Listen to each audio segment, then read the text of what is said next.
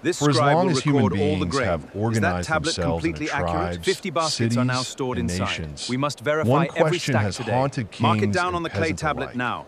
Who actually decides what happens to the world? Is it the men who wear crowns and issue proclamations? Or is it something quieter?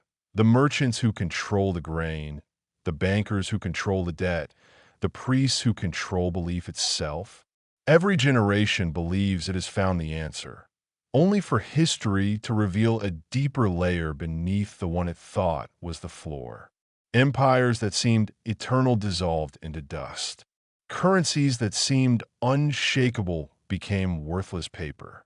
Ideologies that promised to liberate humanity built new cages instead. And through it all, a pattern kept repeating. Power moving not in straight lines, but in cycles, shifting from swords to ledgers, from ledgers to factories, from factories to information itself. This is not a story about secret societies or hidden hands pulling strings in darkened rooms. It is something far more unsettling. The documented, verifiable history of how control over billions of human lives has always been real, has always been contested, and has never once been permanent. To understand who controls the world today, we must first understand who controlled it yesterday, and how again and again that control slipped through the fingers of those who thought they owned it. Long before the word globalization existed, there was an older and simpler mechanism of control, the ability to feed people or to starve them. In the river valleys of Mesopotamia, Egypt, and the Indus, the earliest states were not built on ideology, but on grain. Whoever controlled the granaries controlled the population, because a hungry population could not resist, could not organize, and could not survive without the authority that rationed its bread. The priesthoods of Sumer and the pharaohs of Egypt understood this instinctively. Temples were not merely religious centers. They were the first administrative bureaucracies, tracking harvests, taxes, and labor with cuneiform tablets that functioned as the world's first spreadsheets. Control, in its oldest form, was not about armies. It was about accounting. As centuries passed, this administrative control fused with military power. The empires of Assyria, Persia, and later Rome discovered that grain and taxation alone were not enough.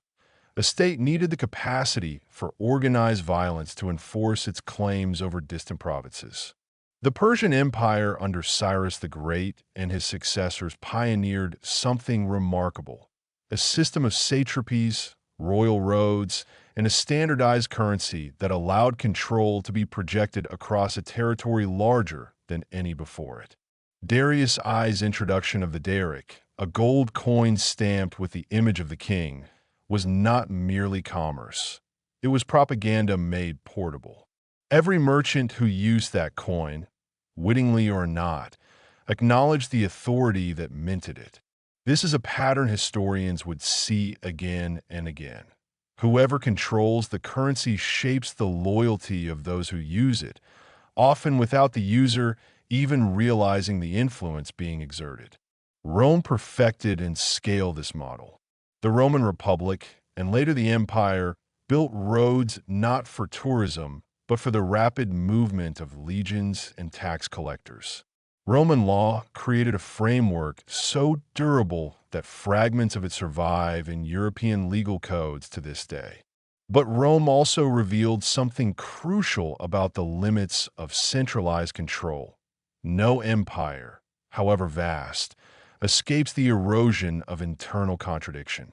The concentration of land into the hands of a shrinking aristocratic elite, the reliance on slave labor that undercut free citizen employment, and the sheer cost of defending an overextended frontier all combined to hollow out the Roman state from within, long before the traditionally cited barbarian invasions delivered the final blows. Historians continue to debate the precise weighting of these causes, some emphasizing economic decay, others administrative fragmentation, others external pressure. But the consensus is clear that Rome's fall was not a single event, but a centuries-long unraveling of control mechanisms that had once seemed unbreakable.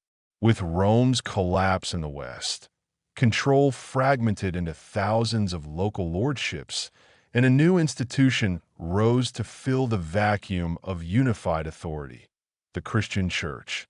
Medieval Europe presents one of history's clearest examples of parallel, competing systems of control. Kings held swords, but the Church held something arguably more powerful: the ability to define legitimacy itself. A king's rule was considered valid only if blessed by ecclesiastical authority, and the threat of excommunication could unravel a monarch's power more thoroughly than any invading army. The dramatic image of Henry IV standing barefoot in the snow at Canossa in 1077, begging Pope Gregory VII for forgiveness, remains one of history's starkest illustrations of spiritual authority checking temporal power. Yet the Church's control was never absolute either. The very fact that kings and popes fought so bitterly for supremacy over centuries, through the investiture controversy, the Avignon papacy, and the eventual fracturing of the Reformation, demonstrates that even this seemingly unified spiritual empire was a battlefield of competing interests, alliances, and betrayals. Beyond Europe, other centers of control developed along entirely different logics. The Islamic caliphates, from the Umayyads to the Abbasids, built a trade network stretching from Iberia to the Indus, in which control flowed not merely through conquest, but through the standardization of law, language, and scholarship. Baghdad's House of Wisdom became a nexus where captured knowledge from Greek, Persian, and Indian sources was translated, expanded, and redistributed, a form of intellectual control that shaped science and philosophy for centuries. Meanwhile, in East Asia, Chinese dynasties developed one of history's most sophisticated bureaucratic systems, the imperial examination system, which theoretically allowed talent from any background to enter the governing class, tying loyalty not to bloodline alone, but to a shared canon of Confucian texts. Control, in this model, was cultural and educational as much as military. The pivotal shift in the story of global control arrives with the age of exploration and the birth of transoceanic trade.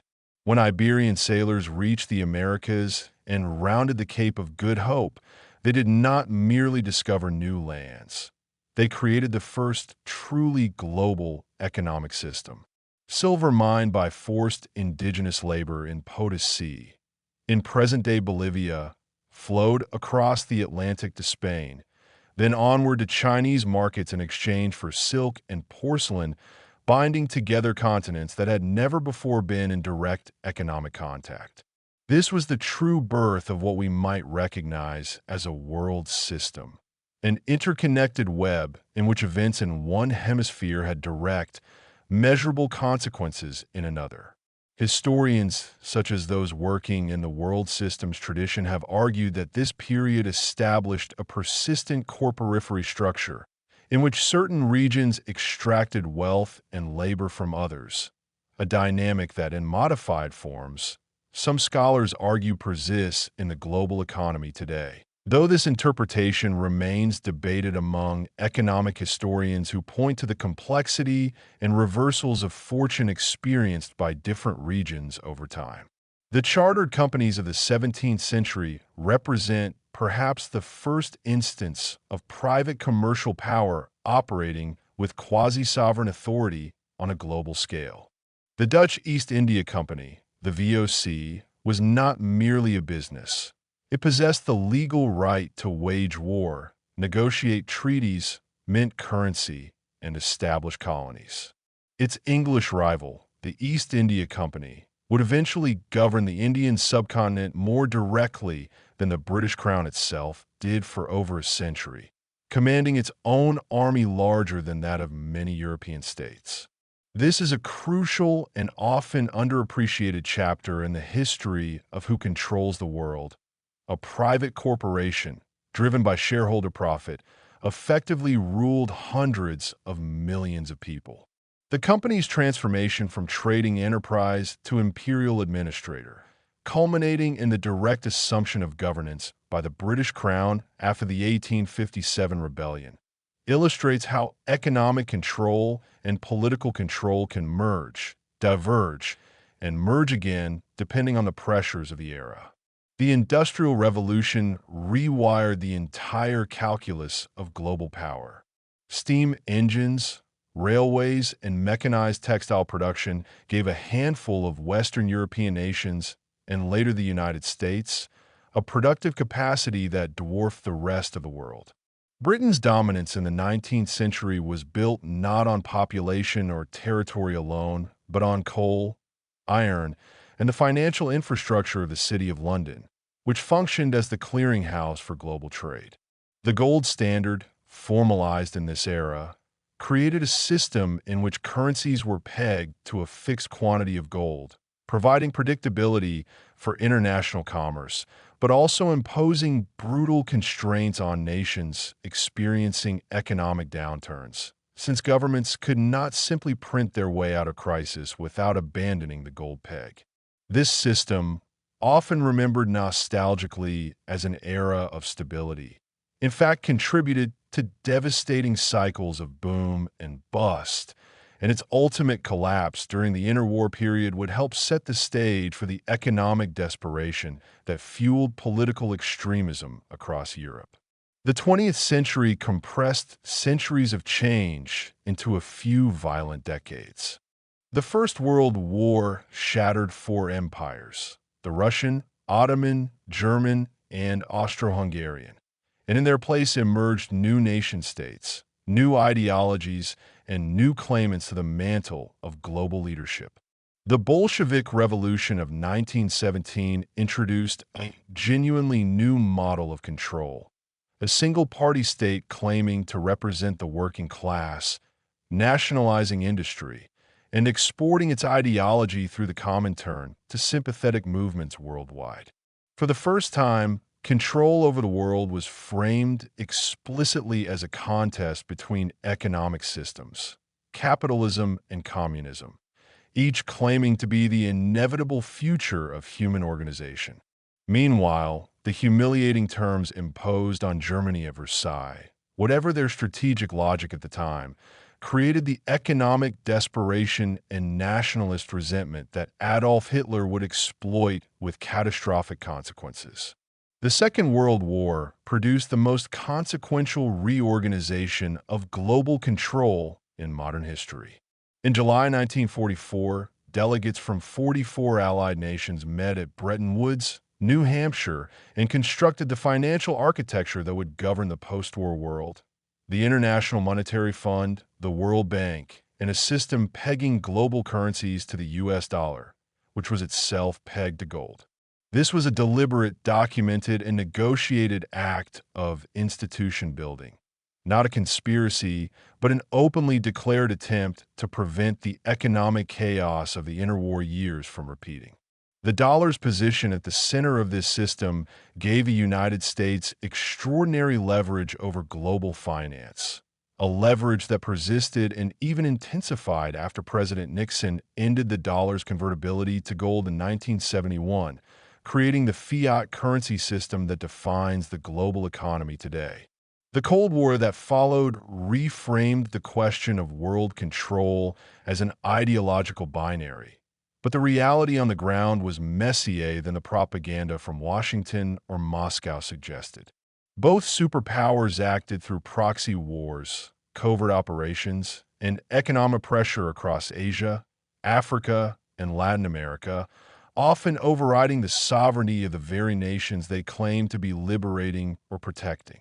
The Non-Aligned Movement, founded in 1961 by leaders including Jawaharlal Nehru, Josip Broz Tito, and Gamal Abdel Nasser, represented a genuine attempt by newly decolonized nations to resist being pulled entirely into either sphere of control asserting that the post-colonial world need not simply exchange one set of masters for another.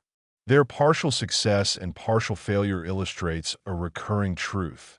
Even nations without superpower status have agency in shaping the global order, though that agency operates within very real constraints imposed by more powerful actors. The collapse of the Soviet Union in 1991 produced, for a brief historical moment, something resembling unipolar control. A single dominant power, the United States, alongside an increasingly integrated global economy operating under broadly liberal market principles. Political scientist Francis Fukuyama's widely discussed and widely contested thesis that this represented the end of history, meaning the final ideological triumph of liberal democracy and market capitalism, captured the mood of the era but proved premature. The 2008 global financial crisis exposed profound vulnerabilities in the deregulated financial systems of the West, while the rise of China as an economic and increasingly military power reintroduced genuine multipolar competition to the world stage. Contemporary debates about who controls the world center on several documented, verifiable structures of power rather than speculative claims about secret cabals. International institutions, such as the United Nations Security Council, grant formal veto power to just 5 nations: the United States, Russia, China, the United Kingdom, and France. A structure that reflects the power balance of 1945 and has proven remarkably resistant to reform despite widespread calls for it to reflect contemporary geopolitical realities. Multinational corporations now command revenues exceeding the gross domestic product of many nation-states.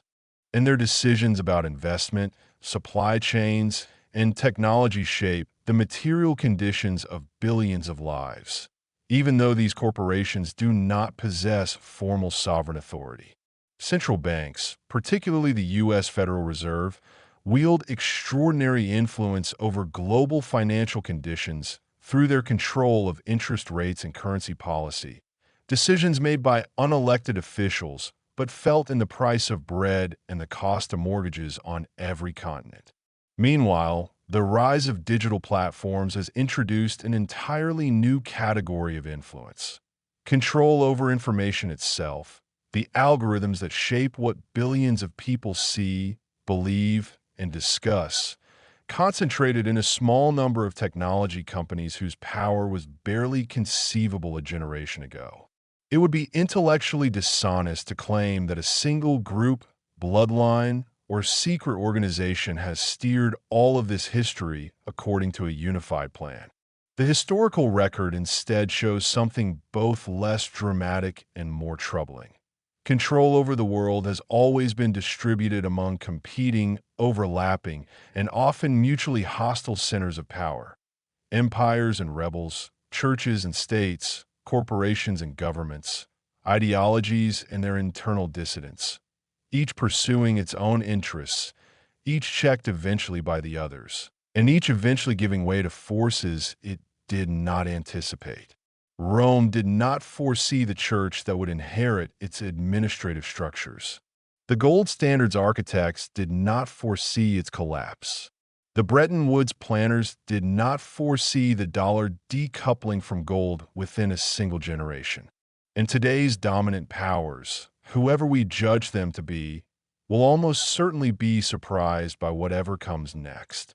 Perhaps, then, the final answer to the question, who controls the world, is not a name, an institution, or a conspiracy, but a process. Control is always contested, always temporary, and always subject to the same historical forces that toppled every seemingly permanent order that came before it. Empires believing themselves eternal have fallen to internal decay. Currencies believed unbreakable have been abandoned within decades.